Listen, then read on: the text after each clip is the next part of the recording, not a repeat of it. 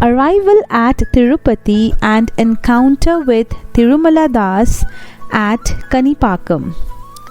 The removal of the harassment of Saturn by the mercy of Sripada. Chapter 5, Part 1. Om Sai Ram. In my journey, I reached a sacred place, Tirupati. I felt some inexplicable peace of mind. I took a bath in the temple lake of Tirumala. I had a darshan of Sri Venkateshwara and went into meditation in the temple premises. In meditation, I saw Sri Venkateshwara as a female. That form that appeared as Bala Tripura Sundari changed into the form of Parameshwara within seconds. After some time, it changed to be the form of Mahavishnu. After meditation for some more time, that form appeared like a handsome 16-year-old yogi. The eyes of the child monk were full of nectar. Affectionate love of 1,000 mothers was emanating from his two eyes. In the meanwhile, a black, ugly person approached the young sage and said, "Lord Sripada Srivallabha, you are the master of the universe. From today on, your devotee Shankar Bhatt will start a 7.5-year Saturn period. I will put him to all possible troubles in this world. I am awaiting the orders of the Lord." The compassionate Lord said, "Shanishwara, you are the cause for destiny. You make people experience the consequences of their deeds and release them from the bonds of their karmas. You carry on with your duty. As I have a vow to protect Asrita Bhaktajana, you can see in which way I will protect and release Shankar Bhatt from the troubles you inflict on him." After this conversation of Sripada and Shanishwara, both disappeared from my meditation. It became difficult to meditate upon the idol of God afterwards. I understood that difficult times were ahead and that Sripada would rescue me from the troubles. I came to Tirupati from Tirumala. I was wandering in the streets of Tirupati. My mind was wavering. A barber forcibly stopped me and said, "Are you not Subaya who absconded from the house 20 years ago? Your parents became worried. Your wife attained puberty and came of age. Therefore, come home, accept her, and live happily with the children." The barber thundered in his demanding speech. Then I explained, "Sir, I am a Brahmin from Karnataka named Shankar Bhatt. I am a traveler visiting holy places. I am a devotee of Datta. Having heard that Lord Datta incarnated as Sripada Srivallabha, I am going to Kurunagadda. I swear on the holy Gayatri that I am a bachelor. I am not at all the Baba Subaya as you think." He was not listening to me. Many people gathered there. Everyone was blaming me in a different way. They took me to the house of Subaya. The parents of Subaya regarded me as their own son and requested me in a number of ways. They were telling me moral principles, that I should not desert them and that it is a heinous crime to abandon a wife who attained maturity. One of them said, "Subaya has become dirty with moustache and beard. If we shave him, his old glow will come back." They did not listen to me even though I was remonstrating. Forcibly, they shaved my head. My beard and moustache were removed. They also removed the sacred Yagnopavita from my shoulders. They summoned a sorcerer known to them to treat me. That person wore strange costumes. His dreadful looks pierced my heart and caused intense pain. They bound my hand and foot and made wounds on my scalp with a sharp knife. They applied lemon juice and other juices to those wounds. I was suffering unbearable pain. They decided that a Brahmin devil possessed Subaya after he left home, and for that reason Subaya wore a sacred thread and started chanting mantras. The Brahmin community in Tirupati also kept mum. They also thought that the traveller in the town was Subaya and that a Brahmin ghost took possession of him. When I was taken to the Brahmin elders in the town, I told them that I was from Karnataka, a Samartha Brahmin belonging to the lineage of Bharadwaj. I told them that I knew Namak Chamak mantras and that I performed Sandhya Vadana daily. Those Brahmin elders did not believe me. They said that a Kannad Brahmin devil caught me and that with correct treatment I should be made a normal person. I fainted from the pain caused by my wounds. My lamentation became a cry in the wilderness. When I came back to my senses, I saw that an ugly person with a black aura resembling me sat opposite to me. Without speaking anything, he merged into me and became one with me. It occurred to me that due to the influence of Saturn, my fate turned topsy-turvy and that a 7.5-year period would be an extraordinary difficult time for me.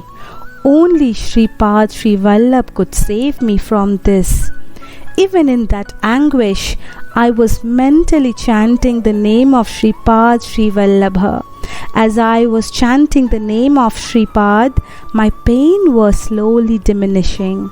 The sorcerer sacrificed chickens and goats and was conducting strange and weird rituals.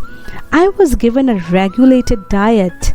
The sorcerer decided that vegetarian food should be served to me as a Brahmin devil possessed me.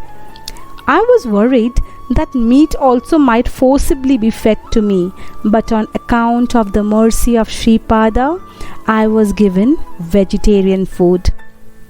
This brought some consolation to my mind. For 3 days, I underwent a very difficult, hellish agony. Even in that state, I did not stop remembering the name of Sripada Srivallabha.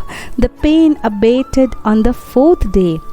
Queer experiments were conducted on my body. The experiments were really bad. The witch doctor was also giving me whip lashes.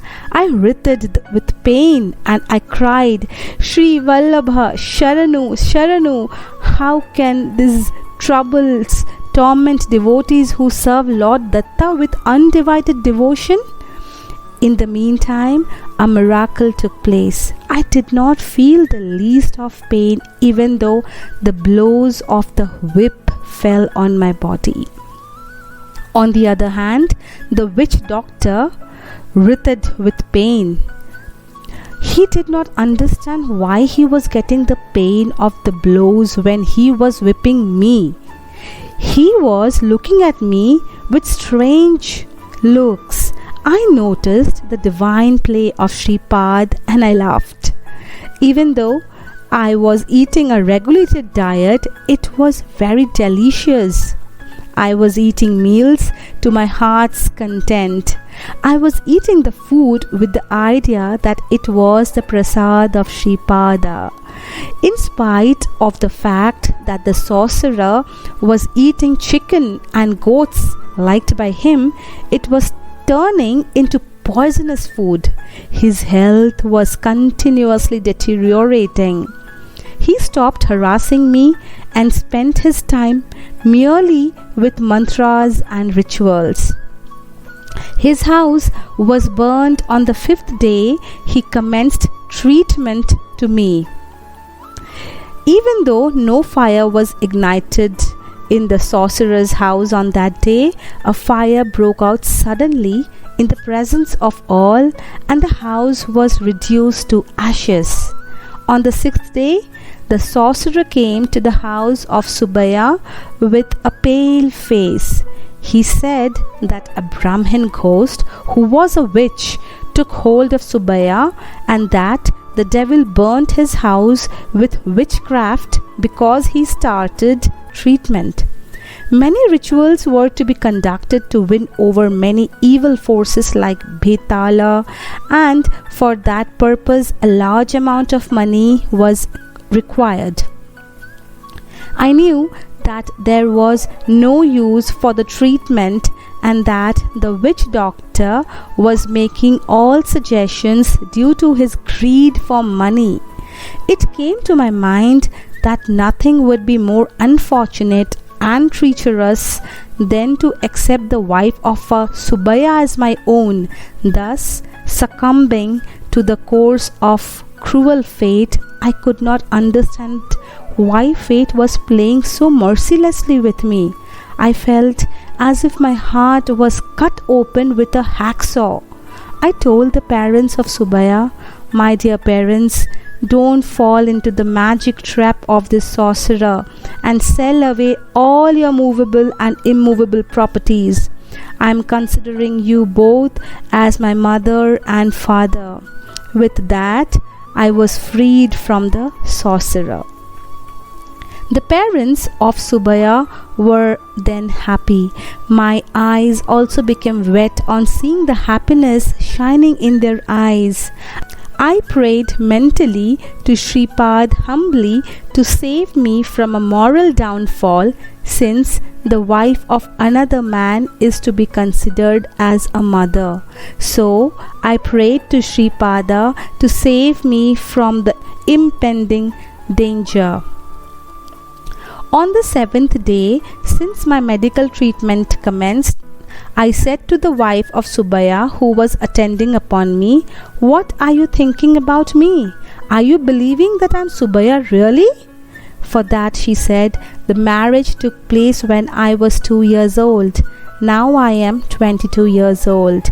No one except God knows whether you are my husband or not. Any male who enters fresh youth cannot remain steady when he sees his wife. Though you are undergoing all these troubles, you did not regard me as your wife. You did not even touch me. This is possible only for those who have very good culture. I do not have any opinion about you. I want to lead a virtuous life according to the traditions of the family. If you are my husband, do not leave this humble servant of yours." On the other hand, as my husband fled from the house 20 years back, and as my marriage took place when I was quite ignorant, you can accept me as your wife. I will walk in your footsteps. Who is Sripada Srivallabha about whom you always keep thinking? If he is a satguru, I will also pray to him to show an ethical solution to this problem. Her argument appeared proper to me also. Then I said, "Sripada Srivallabha is Lord Dattatreya. He incarnated in this Kali Yuga. Now he is in Kurvapuram. He behaves according to our conceptions about him. If we consider him as Sadguru, he grants us experience as a Sadguru. If we consider him as Paramatma, he will prove himself as Paramatma. You can also chant the name of Sripada Srivallabha. Your duty surely will be known to you. A solution acceptable to all will become available. We shall continue the next episode from here. Om Sai Ram.